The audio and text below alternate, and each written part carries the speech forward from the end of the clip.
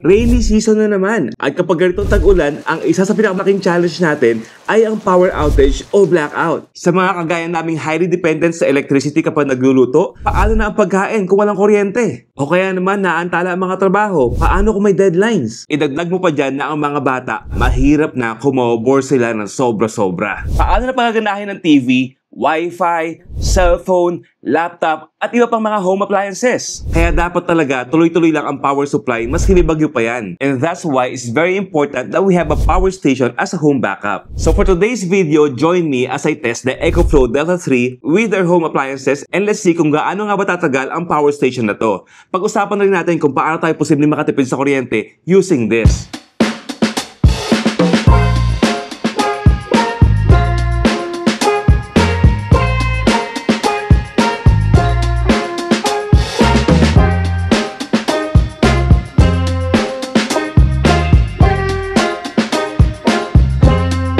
So dahil may nagtanong sa atin kung paano nga raw gagamitin ang EcoFlow Delta 3, let me start by showing you this. There are many ways to charge this power station. One is via AC, pwede rin via generator, pwede rin via car charging, and my favorite, via solar panel, or pwede rin namang multi-charging or yung combination ng AC at solar.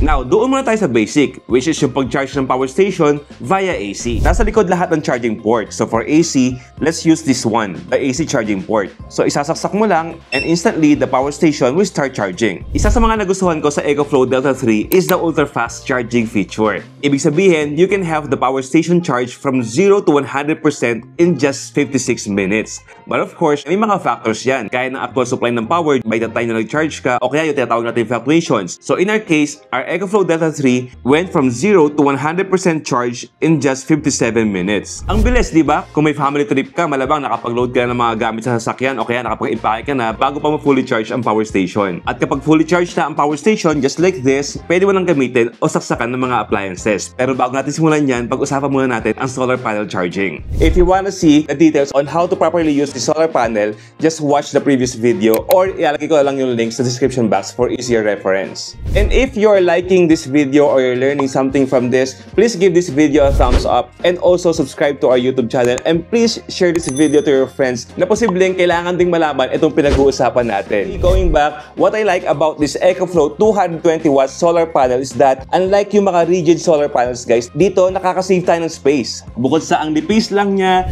ang dali pa niyang i-deploy kapag gusto mo lang gamitin. Perfect siya para sa mga kagaya namin nag-renta pa lang ng bahay o kaya naman yung mga medyo mobile yung lifestyle kasi there's no installation needed for this. So ibig sabihin, hindi kailangan umakyat ng bubong ng bahay o kaya naman magpa-approve pa ng installation sa landlord. Now, paano kung mahina ang supply ng solar energy? Kagaya nga ngayon na medyo bihira lang ang araw, pero still, you want to maximize yung libreng power source. Kaya ngayon, kahapon umuulan, kaya ng umaga naman pagising namin, biglang umaraw. Ang maganda dito guys is that the EcoFlow Delta 3 supports simultaneous charging. Bali, ang mangyayari is that magcha-charge siya both via AC and solar panel, pero ipaprioritize niya ang solar energy during the process. As you can see, ayan yung input niya. In effect, nakakatipid pa rin tayo sa kuryente long term. Imagine, sunlight is 100% free. Kaya nga kami, dito na sa power station nagcha-charge ng mga cellphone and other devices like cameras at kung ano-ano pa. So over time, the power station plus the solar panel setup becomes a smart and sustainable investment. May peace of mind ka pa if in case magkaroon ng blackout. Just like the solar panel, itong Delta 3 is also lightweight and portable. Ang timbang niya is nasa 12.5 kg, so para ka lang nagbubuhat ng adult corgi. Para sa mga mahilig sa mga pet dyan. To give you a better picture, mas malaki pa sa kanya yung microwave oven namin. At dahil space saving siya, perfect din for travel like in our case na mahilig sa camping. Madaling buhatin, pwedeng dalhin kahit saan. Speaking of kahit saan, maski nasa labas ka pa ng bahay, pwede mo pa rin magamit o makontrol ang iyong power station through the EcoFlow app. Here, you can easily control and monitor any connected EcoFlow power station. Just like in my case, I have my EcoFlow River 3 Max Plus here and my Delta 3. So through the app, you can monitor the energy input and output and also the battery status. Let's say gusto kong i-off yung AC port. Isang tap lang pwede. Or let's say yung USB ports. You just have to tap here and naka-off na siya. But wait, there's more. Ito, sobrang importante nito lalo ngayong bagyo season. This is what we call the Storm Guard feature. Ibig sabihin, pwede mong iset ito para meron kang warning when a storm is coming or when a storm causes a power outage. Yes, kahit nasaan ka man. Dahil sa Storm Guard feature, makakapaghanda ka. Makakapag-charge ka ng power station bago pa magkaroon ng bagyo. O kaya naman, makakapaghanda at makakapag-setup ka ng maayos for your home office. In short, pwede mo magamit ang EcoFlow Delta 3 as a UPS solution. Madalas diba, kung may ginagawa tayo sa computer natin tapos biglang nawalan ng kuryente, anong pwede mangyari?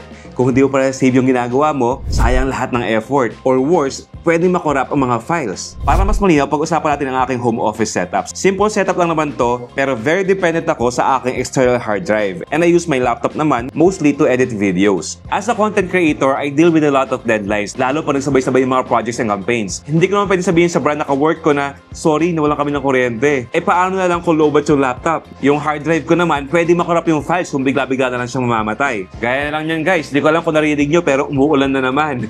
Pero buti na lang, I have my EcoFlow Delta 3. O let's say, kunwari lang mawalan ng kuryente. In this case, i-off natin itong extension kung saan nakasaksak itong Delta 3. Siyempre, matik yan, walang power supply. Pero dahil nakasaksak ang hard drive at laptop ko sa Delta 3, at least ako na save ang mga working files sa hard drive ko and I can continue working with my laptop in just less than 10 milliseconds of switching time. Halos hindi mo nga makapansin na nag-switch ang power source from the main power supply to the power station. Paano naman for home appliances at paano kung magsabay-sabay? The EcoFlow Delta 3 has a total of 11 ports. Meron siyang 4 na AC outlets, 2 USB-A, 2 USB-C, 1 car power port, and 2 DC output. Through these ports, the EcoFlow Delta 3 can power up to 99% of our home appliances because of its 1,800 watts rated power output. Kung kailangan mo naman ng mas mataas pa, you can set it to up to 2,400 watts via XBoost feature using the EcoFlow app. Ibig sabihin, tuloy ang buhay maski may power outage. Pero syempre, ang mahalagang tanong dyan is ilang oras ba natin pwedeng magamit si EcoFlow Delta 3 when we power up our home appliances?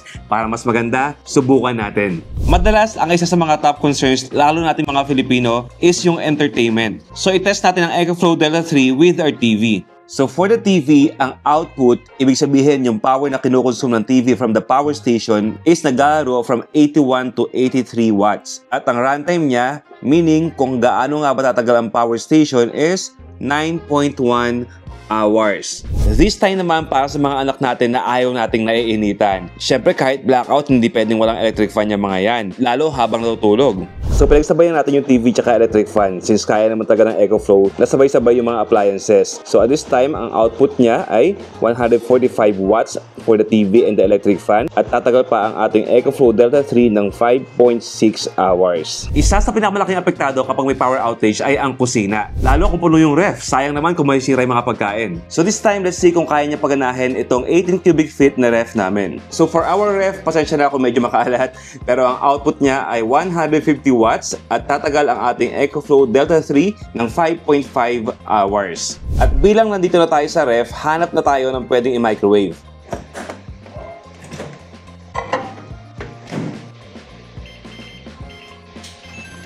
So for our microwave oven, medyo malaki ang consumption niya. Ang output niya is nasa 1,392 watts. At kung tuloy-tuloy na gamit yan, tatagal lang ang ating EcoFlow Delta 3 ng 39 minutes. Pero syempre, hindi naman taga tuloy-tuloy pa ng microwave oven. Usually 3 minutes lang yan or 4 minutes, okay na.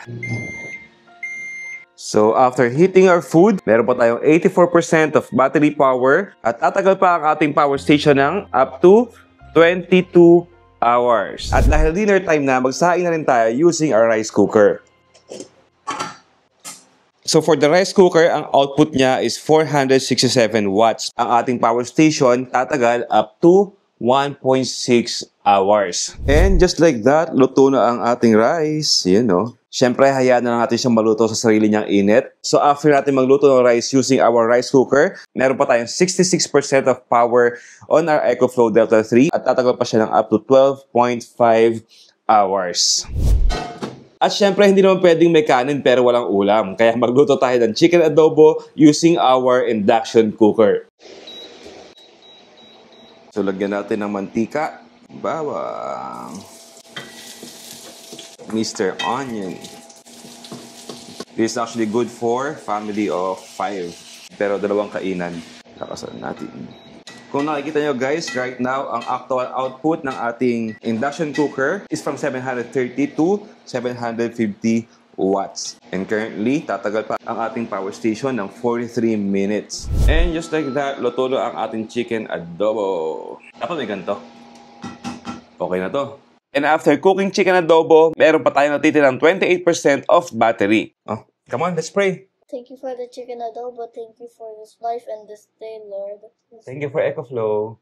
Yes, Lord. So basically, yung mga pinakita kong scenario sa inyo guys, doon naman namin pinakakailangan ng power station as a home backup. Pero kung may mga naiisip pa kayong mga appliances or anything na gusto nyo subukan with the EcoFlow Delta 3, just comment below and tingnan natin kung pwede natin silang subukan. Pero let's say, gusto mo magamit ng mas matagal pa ang EcoFlow Delta 3. Ang total power capacity ng Delta 3 ay 1,024 watt-hour. Ibig sabihin, ito yung total output na kaya niyang ibigay. Pero ang maganda is pwede itong mag-expand up to 5 kWh para sa mas mahaba pang runtime. Meron siyang port para sa external battery and is compatible with a wide range of EcoFlow extra batteries, including those from Delta 3 Plus, Delta Pro 3, Delta 2 Max, and Delta 2. And finally, nandito tayo sa exciting part. Let's talk about the investment. Para sa akin, sobrang sulit mag-invest sa EcoFlow Delta 3. Bakit? Kasi aabot lang naman ng 4,000 charging cycles or equivalent to 10 years of everyday use bago pa buwaba ang battery capacity ng EcoFlow Delta 3 to 80%, not even zero.